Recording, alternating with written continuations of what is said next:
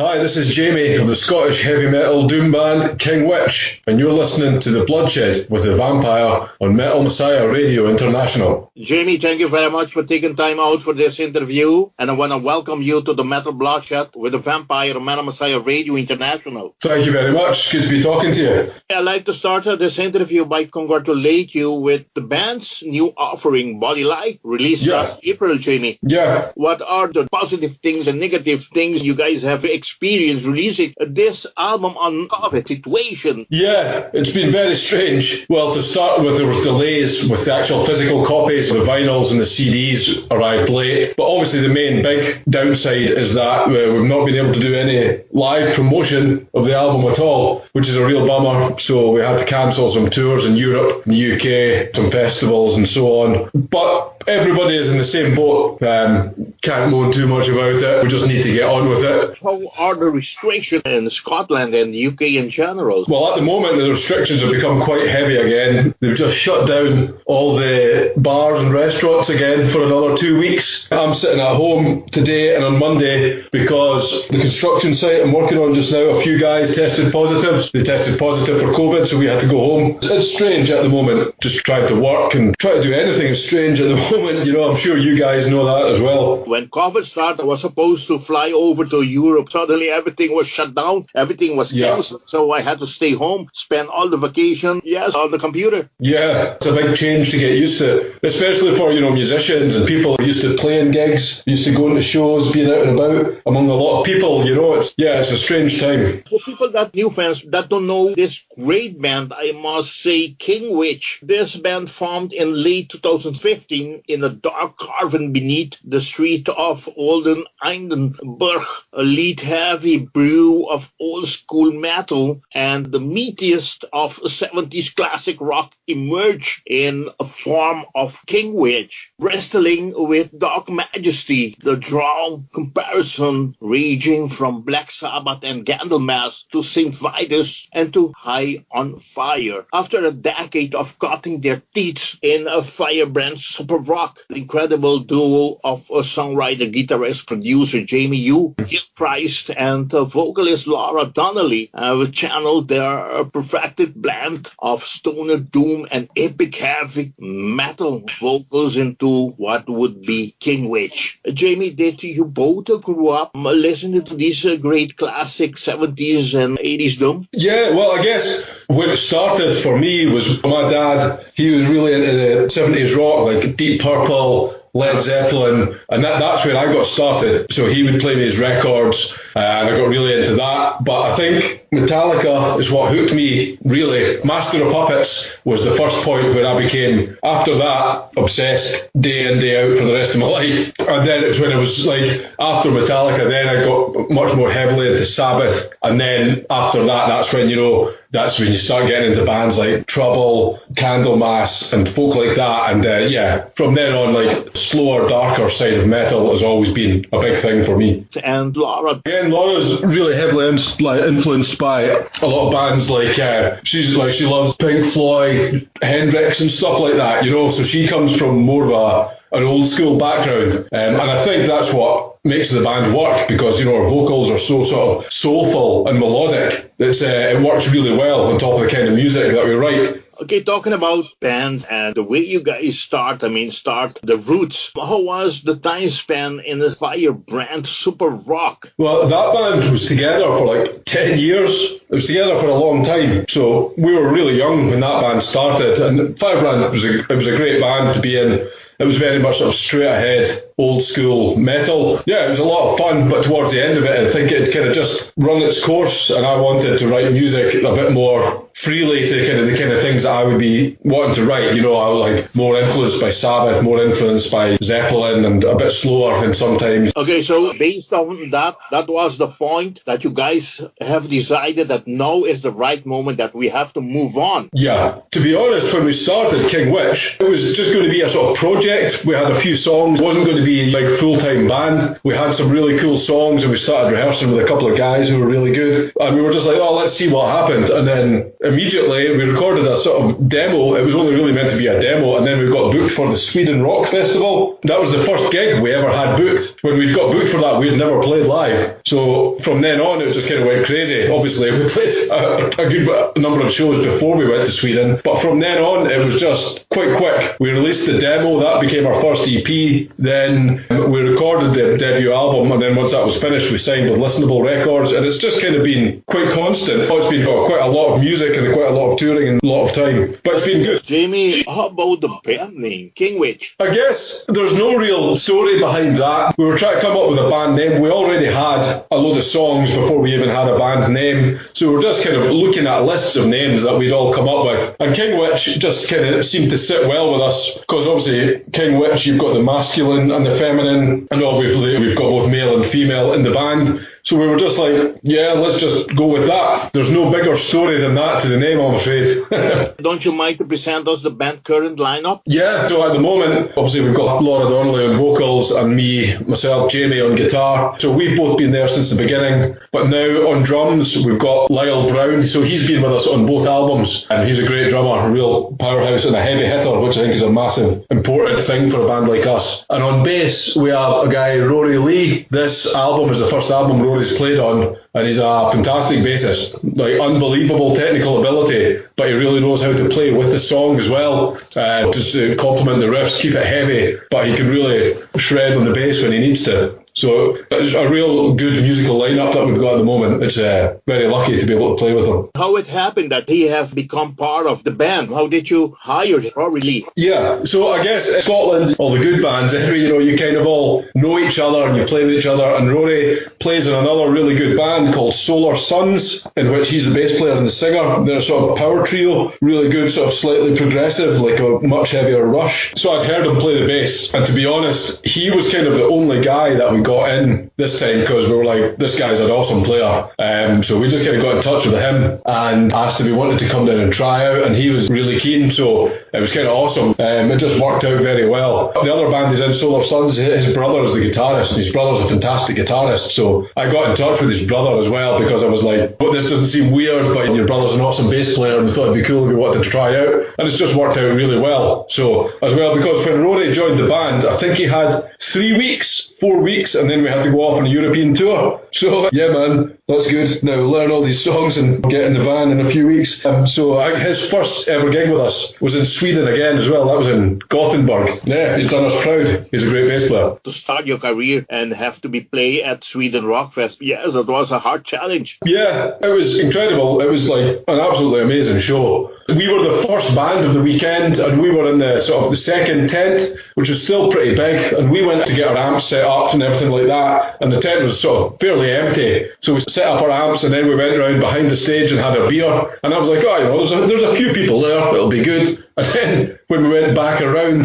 the front, the tent was fucking full, and I was like, oh my God, man. So it was like massive, it was like a massive show for us. But it was fantastic, yeah. A great festival run by really good people. I hope to play it again some year after all this madness is finished. How about festivals in Scotland? We don't really have any like big festivals in Scotland, but we've got some really good sort of small festivals that happen every year. Just at sort of like a club size, 400 or 500 people capacity, but then they'll get in a couple of headliners, and you've got 2 days of all the best bands in the country playing. So yeah, there's a couple. What's coming up? A new festival called Red Crust, which is really good.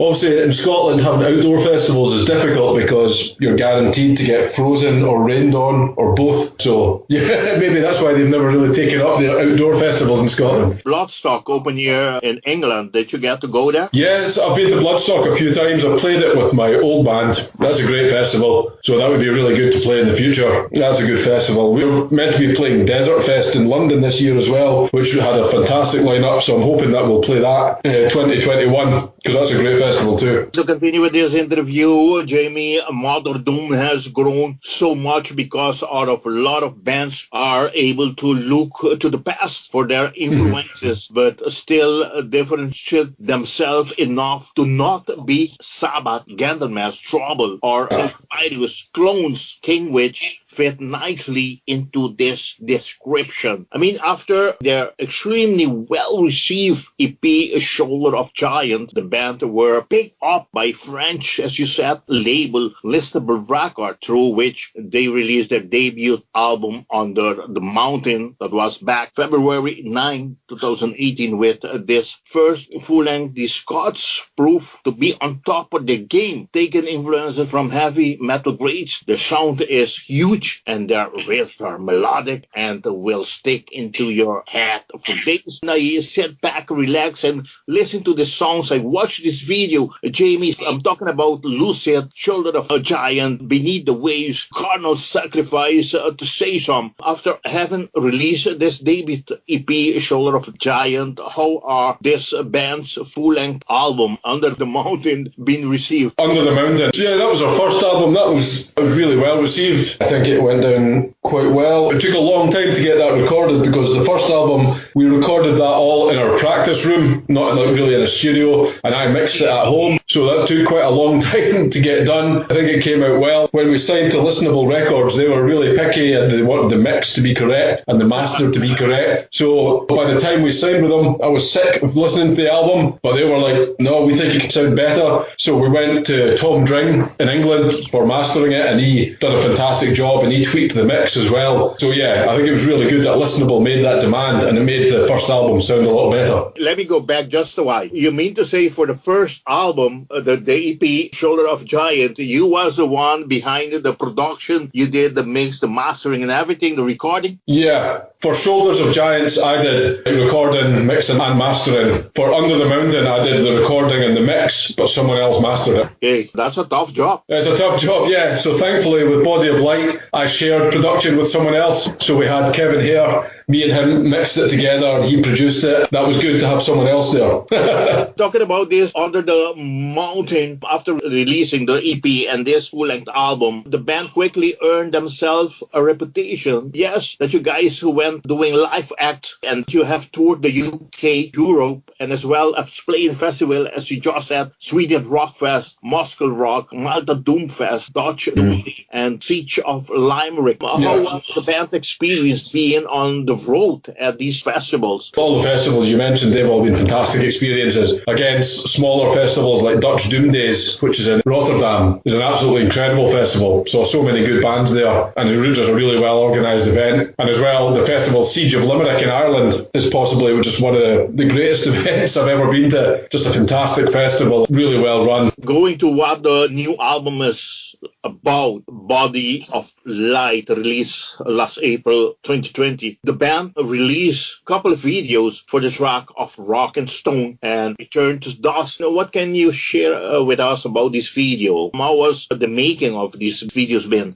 Well, the first video of Rock and Stone, that was done at our practice studio. The live footage of it was recorded at our practice studio, which just got emptied out and they put up black screens. And then we had someone in to record the footage. And then Laura, our singer, took the footage and she edited and created the video that you see. So Laura's a graphic designer and does web and video design. So she was able to do the video. And I think it came out really well. And then with the video for Return to Dust, Laura recorded all that footage during lockdown. So some of the footage I helped with, when you see the footage in the forest, which is just quite near where we live in a sort of village in the country outside Edinburgh. So that forest is like 2 minutes from our house. So we recorded all the footage there. And then Laura had to bury herself in the ground in the forest. I was working and I was away, and then Laura just went out into the forest with a shovel and she's burying herself, and then people are walking past and being like, are you okay? What are you doing? And she's like, oh, it's cool, I'm in a band, I'm just burying myself.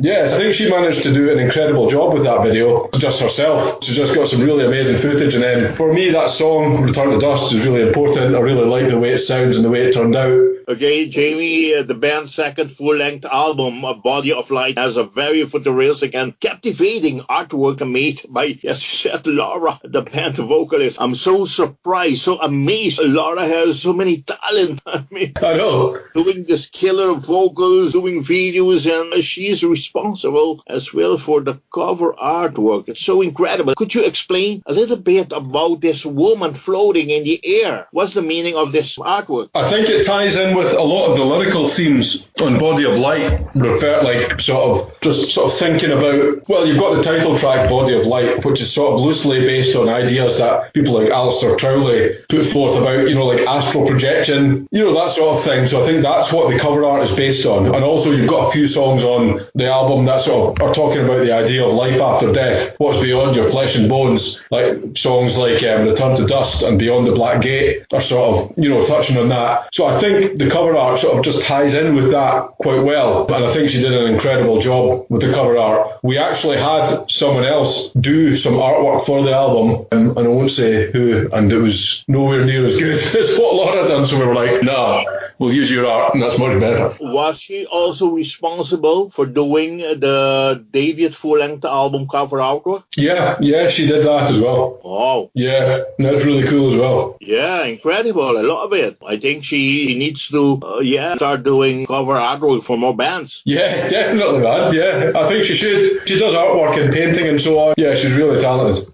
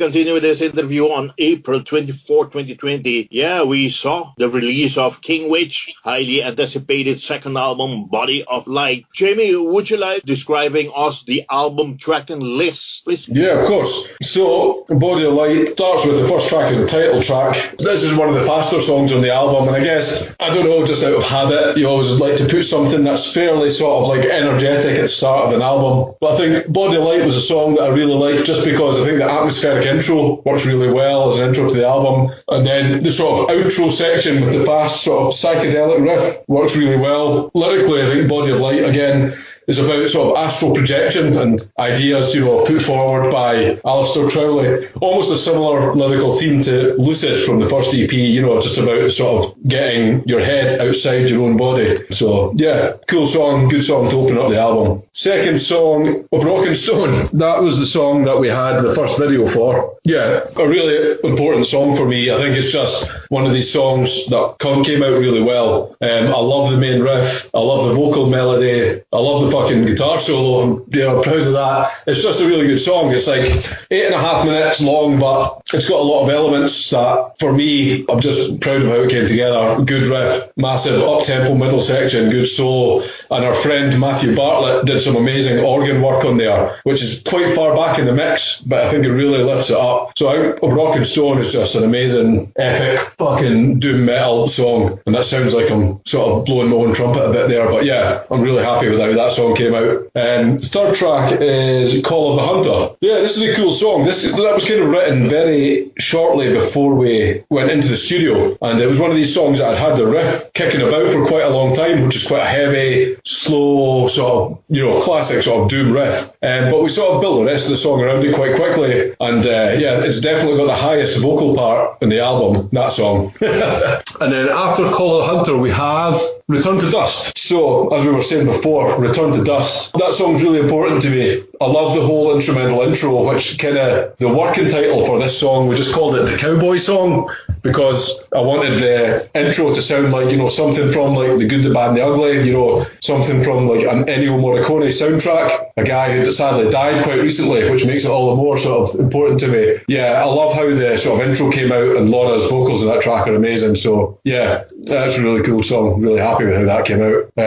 After Return to Dust, we then have Order from Chaos. So Order from Chaos, I really like that song. That was really difficult to record because it's got, you know, the ba ba ba ba ba ba ba, the tremolo guitar riff at the start, which was difficult in the studio because we had to try and match the tremolo speed on all the guitar parts to the drums. So that was a bit of fun and games doing that. But I think the song came out really well. It's a real good high energy chorus and then some epic vocals in the middle section. Yeah, cool track. Oh, now I'm starting to lose my place. So after Order from Chaos, Solstice 1, She Burns. So Solstice 1, the sort of clean intro for this track, was a separate track, really. It was always just a separate little piece of music that we had that I'd been playing on the guitar, and we didn't know if we were going to use it or not. But when we recorded it, so just thought it sounded cool, and it also sounded great just going straight into She Burns, which was always a separate track. You know, we didn't think there was any point splitting into two tracks, so that became Solstice 1, She Burns. She Burns is one of the tracks off the album that we've probably had written for the longest. Yeah, amazing song. Like, it always reminds me a little bit of Soundgarden in a way, the verses to She Burns, and maybe it's the vocal performance. But yeah, great song, and I loved recording the outro solo, doing a sort of Matt Pike harmony shred type thing. So yeah, that was awesome. After that we have Witch's Mark. Yeah, so Witch's Mark is obviously, that's the one very fast tune on the album.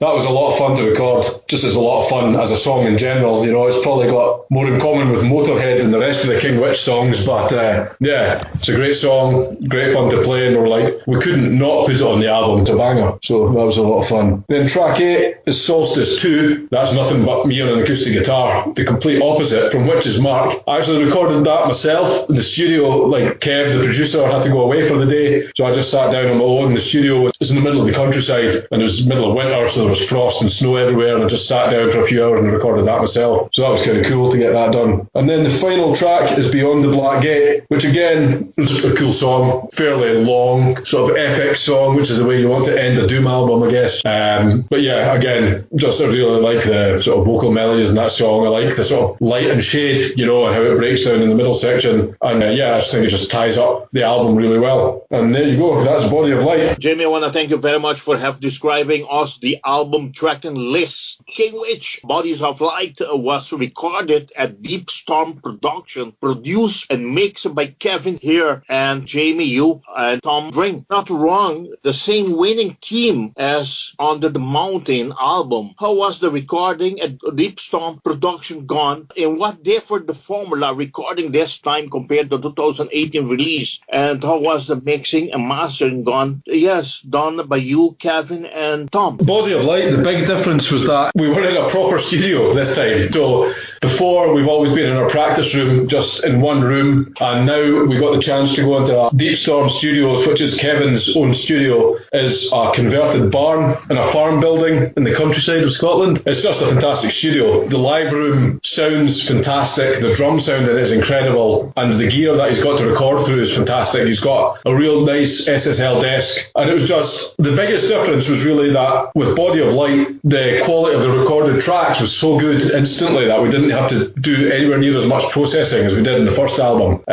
Also having Kevin there, someone else there to be on hand to produce when I was playing my guitar and worrying about performances and stuff like that, that was really a massive help for us. So yeah, just working with Kevin at Deep Storm was fantastic. A good while recording the album, 5 or 6 weeks. Yeah, it's fantastic. Kev's just a great guy, he's a great producer, and he's got an amazing studio, and it was just a really good, relaxed atmosphere. So me and Kev mixed it together as well, which was awesome. This is the first time I've released an album with a sort of deadline, if you like. So Listenable Records did have a deadline for us to get the album to them. So it was pretty fucking hectic towards the end. We were mixing like long days, and then I was home, and I live on the other side of Scotland, and I wanted to make some last minute changes, and I had one day to get it to mastering, so I had to drive back to the studio. We made the changes, email the tracks to Tom for mastering from a laptop in my van tethered to my phone while I was driving home, and then phoned Tom by the time I got home and was like, have you got the tracks? And thankfully Tom did a fantastic job with the mastering. Yeah, it got done and it got out. Yeah, the whole process was really good. Very different from the first album, but very enjoyable. Talking about gears, Jamie, would you like to explain to our audience what type of guitar do you use when you use doing live shows, and what type of gears do you use when recording? You don't need to ask me twice to talk about guitar gear. I'll talk about that all day. Like, my basic setup's quite simple. I use a really battered old 1993 Les Paul Studio that cost me next to nothing, but it's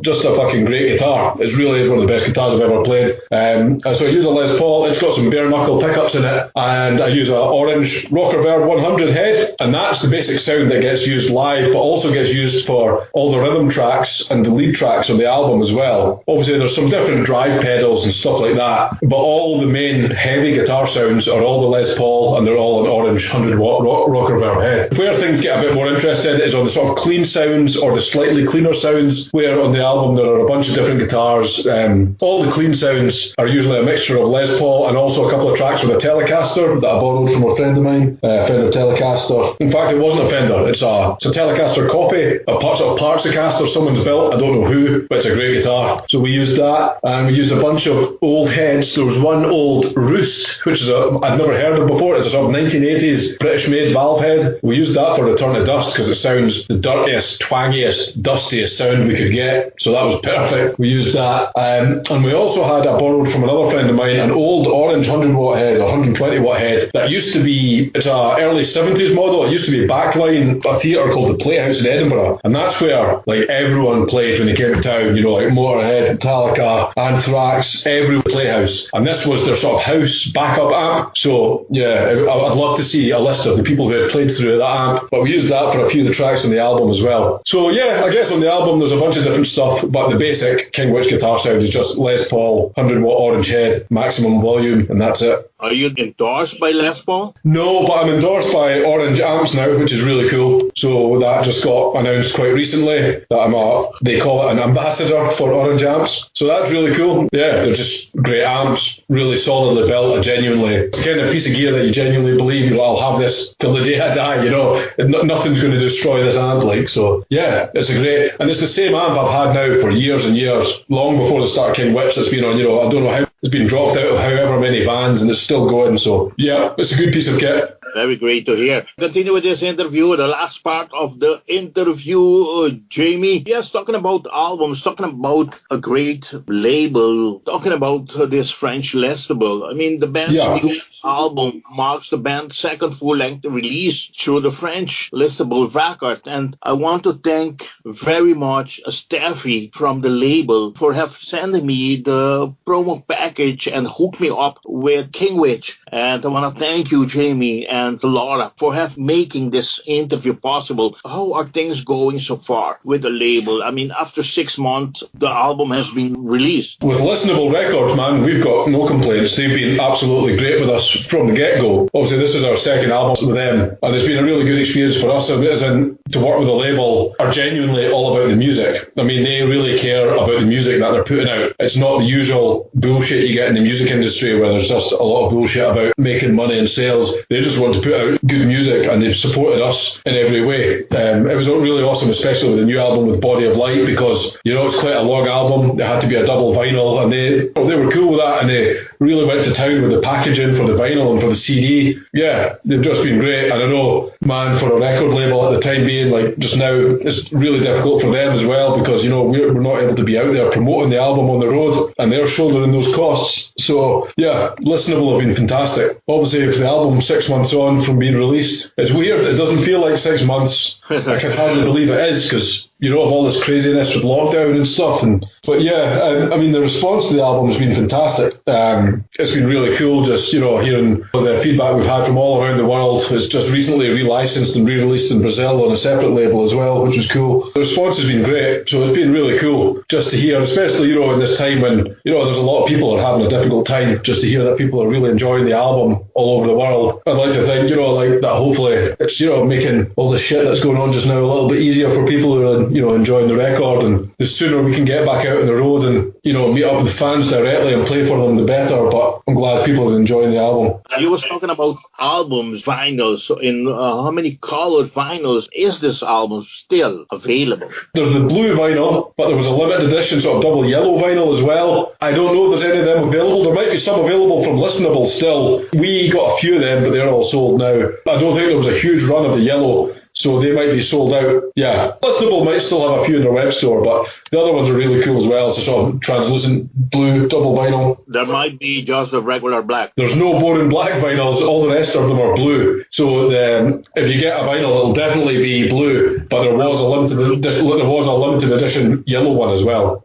Okay, understood. Talking about promotion and everything, I mean, the band have just announced some times ago to have joined with a booking agency, Echelon Talented Agencies. So have you decided to start working with them, Echelon Talented Agencies? They're just Tyler, who's our agent, was just a really good guy. They're working with some really good bands. So I think it's just a really good thing for us. It's a good thing for the labels, a good thing for everyone, just to be working with a booking agent as good as that. And obviously just now is an incredibly difficult time for a booking agent, because they're dealing with COVID and venues are closing down left, right and centre. They've booked us, if it goes ahead, I really hope, some really good stuff for next year. There's some stuff booked that I can't talk about yet, but should be really exciting for later on next year as well. Having someone else we can rely on for booking shows is fantastic. Album release party has just been postponed. Now, what about that? Yeah, I mean, that's the one thing that's difficult, obviously. Album release was already postponed to December. Likely that will happen, I guess. Maybe we'll do a live stream or something. It's really difficult to know at the moment. We have UK dates booked for February. At the moment, man, with stuff like that for this year, it's almost, there's no point thinking about it because it's so difficult. You don't know what's happening from one week to the next. It's just everything constantly changes. Yes, you don't want to reveal any dates that have already been confirmed for 2021? Well, we do have a bunch of UK dates booked for February, so I forget exactly what, but I think there's about 8 dates around the UK, Scotland and England are booked for February 2021, so they're all confirmed, they've been announced. There's some other cool stuff is being booked and has been booked for later in the year, but we can't announce that at the moment. That's a support tour, which will be really cool. I'm looking forward to making these announcements as they get confirmed through the year.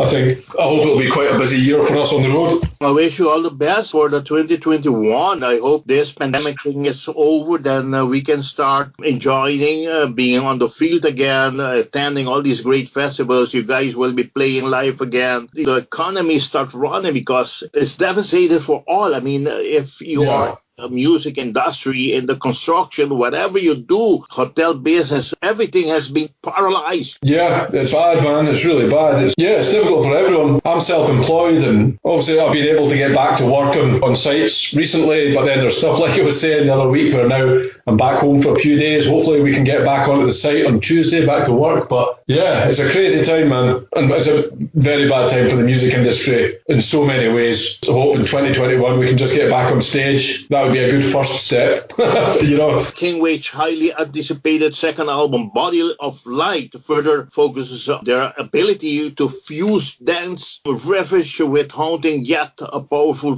vocals, lines and melodies. Body of Light, wider dynamic range, takes the listener on an electrifying journey from dark brooding passages through to fill till heavy metal. Okay, Jamie, I want to thank you very much for having made this interview possible. I want to hand you over the microphone of Madam Messiah Radio for you to invite all your friends and fans to support the band, to buy the brand previous albums, the EP and the full-length album, and to make sure to buy this brand new masterpiece, Body of Light, that was released last April 24, 2020 via this prestige label, French Listenable Records. But before we leave, for fans that like to lay their hands on merchandises and walk around being a proud metalhead, wearing t-shirt, wearing everything that says Kingwitch on, what merchandises is there available? At the moment we've got vinyl, CD, we've got t-shirts, we've got prints. I think Listenable might still have hoodies and t-shirts for the album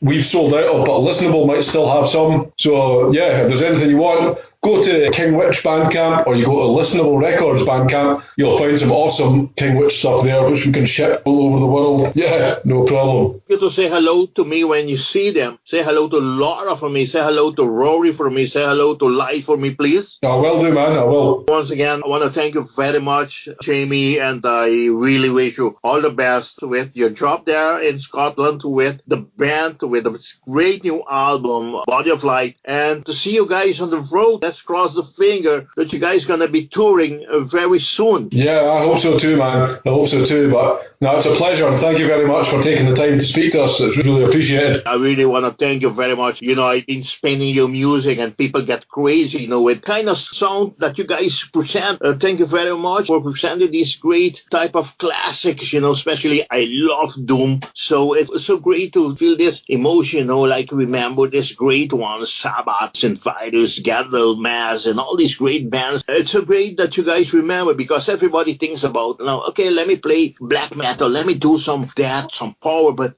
go back to this heavy doom. It's so great to have guys around doing this. Yeah, man. Cheers. I think it's, I love it, obviously. Okay, once again, Jamie, the microphone of Madam Messiah Radio is yours to thank whoever you want to thank. Well, I just want to thank you, man, for taking the time to speak to us. Also, obviously, I'd like to thank just everybody who listens to Kingwitch's music. It's really appreciated. We're really happy with the last album, and we're really happy that other people are enjoying it, especially at the moment when we're not out there playing live. We're just, anyone who takes the time to listen to a record is really appreciated. So, thank you. Like I always say, metal on. Bye-bye. Yeah, thank you. Bye-bye.